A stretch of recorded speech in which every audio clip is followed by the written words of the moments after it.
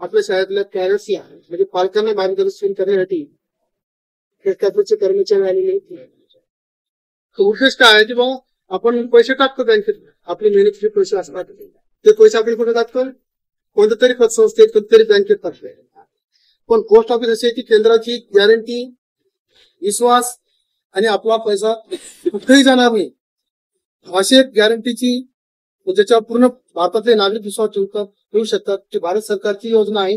भारत सरकारचा एक भाग आहे पोस्ट ऑफिस, आणि पोस्ट ऑफिस मध्ये तुम्ही ₹1 टाकला तर ते कधीच नुकसान होणार नाही. त्यात आपण बघतो एखाद्या पतसंस्थेत लाखो रुपये टाकलेले असतात.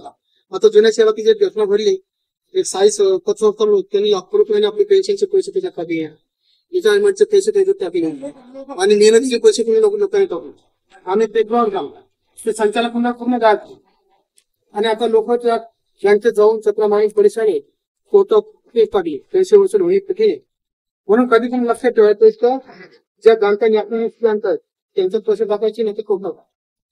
आता पोस्ट ऑफिसने प्रत्येक बँक सुरू केलेली, त्याच्यावर बँकेसारखंच पोस्ट ऑफिसचं काम सुरू आणि खूप सारी योजना आहेत लहान मुलांसाठी, मुलींसाठी, वृद्ध लोकांसाठी.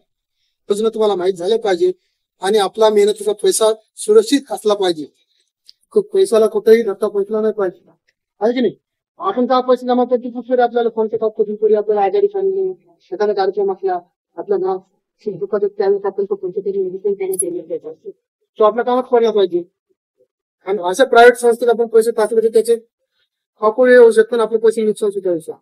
म्हणून शासनाच्या ज्या योजना आहेत, शासनाचे एजन्सी म्हणून काम करतात ते शासनाचे स्वतःचे ते मालकी हक्क त्याच्यावर आहे. अशा बँकांमध्ये या पोस्ट ऑफिस मार्गदर्शन सरकारची